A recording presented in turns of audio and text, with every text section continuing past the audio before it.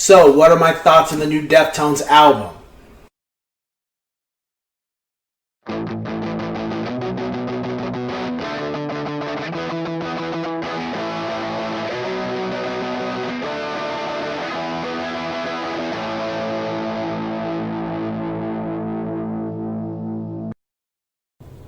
What's going on, ladies and gents in Cyberland?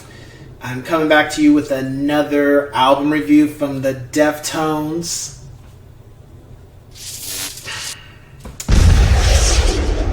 How do you say this name? I just say O-H-M-S or Ohms, if that's the right word for it.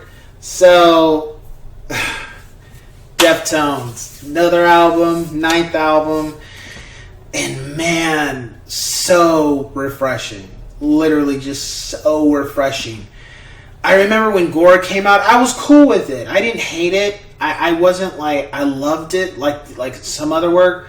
But right when I heard the single for this album, I already had high hopes. Okay. And especially what Chino was saying in regards to the music for this album. They said they stepped it up a notch. And also Steven, the guitarist, was more involved. Not to discredit him for the work on Gore, but he was just more involved with this album. And when I heard the self-title track, I was just like, okay, whatever's on here, I know from what they've said and what I've already heard on this track, it's totally more aggressive in a different way than how it was called Pink Triangles. Anyway, the track from Gore, first track from Gore. I think it was Triangles, Pink Triangles or Triangles. I should know this because I'm a huge fan, but I just right now the song escapes me. But anyway, more aggressive.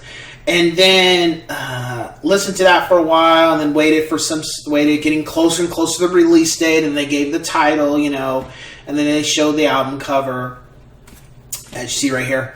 And then Genesis dropped. And as soon as I heard Genesis, I was like, oh yes, this album's gonna be, this is gonna be great. Like, it starts out with this like minute of like, the keyboard is just like playing this kind of elemental vibe where it's just like in a dream type phase state, and then you hear a little bit of Steven playing the guitar, but he's just kind of like, it's an echoing kind of thing, like he's playing harmonies. And then all of a sudden, you just hear Abe just go pop, pop, boom, and Chino just does his thing. And then especially when they premiered the video on YouTube, I was just like, oh man, I can't wait. Like, with everything that's happened this year, it's just really been a drag for a lot of us. I think that made me hopeful, at least for music wise, for the rest of the year. Really excited. And then let me get to this part. So, regardless if a band releases an album or not, I mean, when it's coming, if the album leaks, I'm going to listen to it, because 9 times out of 10 I know what to expect from the groups I listen to. But I feel like, why should I have to wait for release date if it's already out? Because I still, like, for this album, I heard it way before it came out. But I had already pre-ordered the album. I was just waiting for the actual my physical copy to show up. And I remember, and this is a side note, I remember Kingdom Leaks, because that's for a lot of us, go there for certain things, to listen to things. And I remember they put out a disclaimer saying, this, due to certain such and such, this album won't leak until literally the day before the album dropped. Of course, I had already heard it anyway.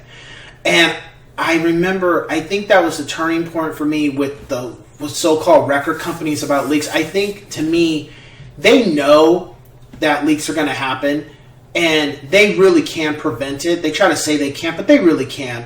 It's just they don't want to put the manpower in, they don't want to put the effort in to make sure these leaks don't happen. I think, depending on who it is, they put the effort in or not. And I think with what happened with Deftones, I think a lot of people were anticipating this album for that to be stated to Kingdom Leaks, to not leak it before this time, even though they already had it. And I think that says a lot about a lot of groups, whether it's hip-hop, country, rap, rock, whatever. I think it says a lot about the record industry in general that they really could put a lot more effort in to make sure these albums don't leak until the release date. But they just, it's not a big deal to them. They claim it is, but when I saw that, I was just kind of like, y'all could have done that with a bunch of other albums on this record label too, you know? I'm not saying Deftones is the the end all be all, but I know there's other artists on their label that they could have put that same effort into, and I'm pretty sure they didn't. Like, I didn't see anything about that. Well, I didn't look for it either, but regardless. So, album-wise,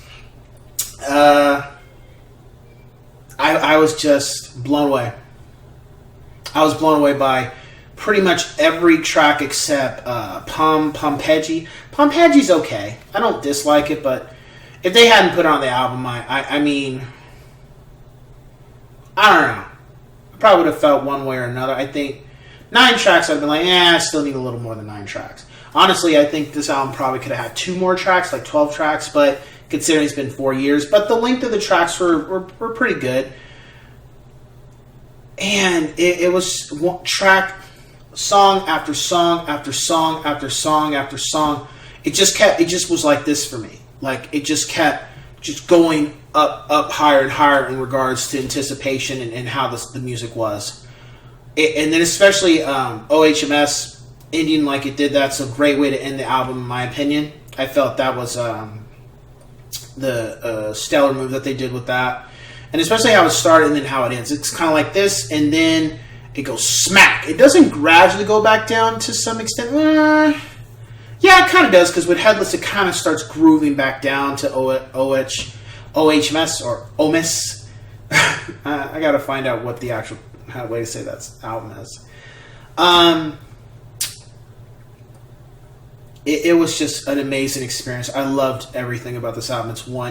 It's not my favorite Deftones. It's not one of my favorite Deftones albums, or I think after a few more listens I can determine it. I know I like it better than Gore. I like it better than Adrenaline. I like it better than Deftones, Saturday Night Wrist. I like it better than Koi no Yoken. For a fact, I like it better than Koi no Yoken. Now, White Pony, Around the Fur, Diamond Eyes, yeah. It ain't better than White Pony and Around the Fur and Diamond Eyes. But it might be better than Koi no Yoken. Maybe. We'll see. Elements of the album, you do hear White Pony in here. You hear Around the Fur elements in here. You definitely hear Deftones, Self-Titled, and Saturday Night Wrist. Those 4 albums in particular you hear in here, I really didn't get a vibe of Koi no Yoken or Diamond Eyes. I more so got a mixture of the other elements of those 4 albums.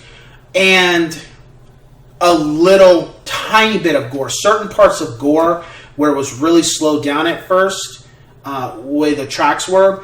I felt that element when I was listening to Genesis, and I felt that element when I was listening to Pompeji, and a little bit of White Pony with Pompeji.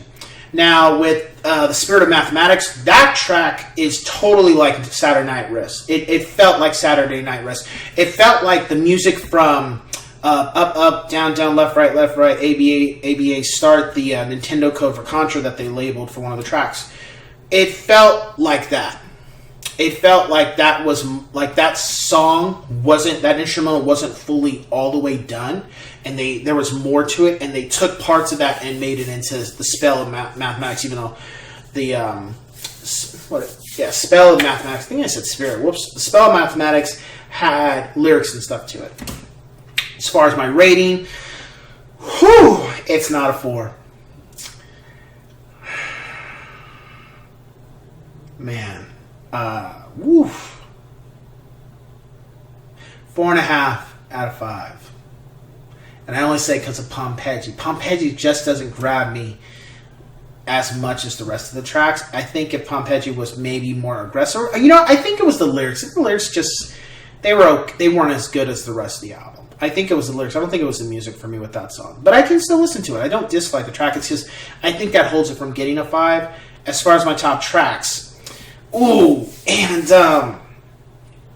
what's his name? Sergio Vega, the guy who took over for Chi when Diamond Eyes, right before Diamond Eyes moving forward. That bass riff he did on Radiant City, man, I love that. That at first, my favorite track was Ceremony, because it felt like I was getting those vibes from the other albums.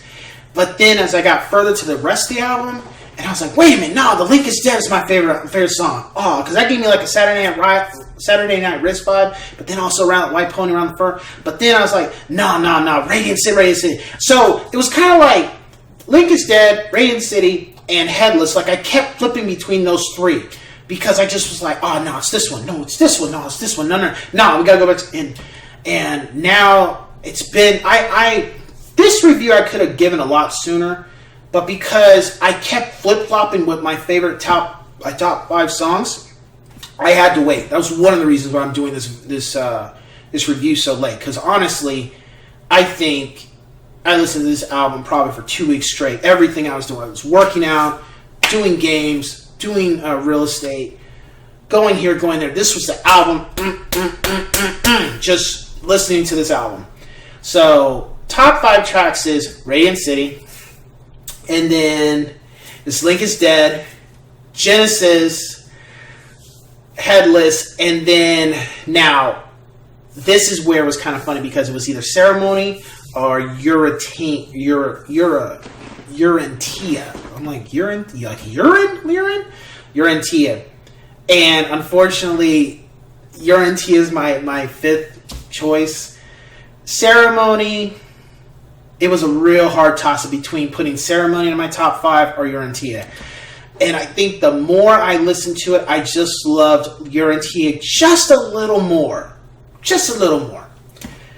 However, Ceremony gets an honorable mention. This, and the crazy thing is, it's like I said, it's like when it starts, it just goes boom, and it just keeps rising, and it takes a little dip, and it keeps rising, and then all of a sudden gradually comes down for getting down to OHMS or OHMS. So it was just, I loved it. I loved every bit. Thank you, Deftones, for releasing this wonderful album after 4 years. And the one thing I got to give you guys credit for is, like, every time you release an album, it's refreshing. It's never like, I rated such and such for this. It was just like, it was so refreshing to hear an album after 4 years. Because me, and that's one thing with a lot of the bands I listen to, they're not releasing albums like every 2-3 years now. Sometimes 5 years. Sometimes 4 to 5 years.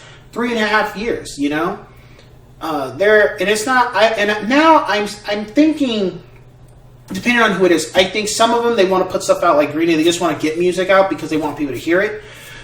But Deftones, I think Deftones now, they're just like, they're older and they're at a state where when they release something, they want to release it when it's refined, when it's ready, when they feel it's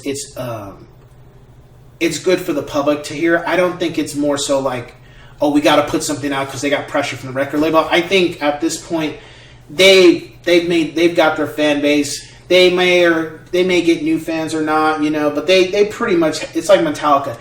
They have their established fan base to where, it'd be great if they could put out albums like that every couple years. But now I think it's like them, like Metallica, they want to take their time, and when the songs are ready, they'll put them out. They just don't want to just put out something every 2 years, like a product kind of thing. I think that they feel like, I think more bands now, as they're older, they feel that dilutes what they represent. Because, yes, first album, second album, third album is always maybe liked more than maybe the 10th album. However, but there's different elements where people come into the bands or into the music. However, when you take your time like what they did with this album, I don't have any complaints. I'm just going to say, well, I like this album better than the other. That's it. But I'm not going to say this was trash. I waited for and maybe that's me, but I have more respect for a band when they take their time, like Tool, and I'll get to a review for Fear Inoculum at one point. But I feel like when you take your time, even if it is 10 years or 5 years or whatever, I think the music reflects that, and I'm okay with that. I'm okay with waiting because then as a person, as a connoisseur of music, I feel like it was worth the wait. And I don't feel disappointed. Most of the time, bands I listen to, when they take their time, I'm not disappointed by their work. There may be a track or two I may not like as much, but I'm overall when they do like what Deftones did with this album, I'm okay. I'm happy. I'm satisfied.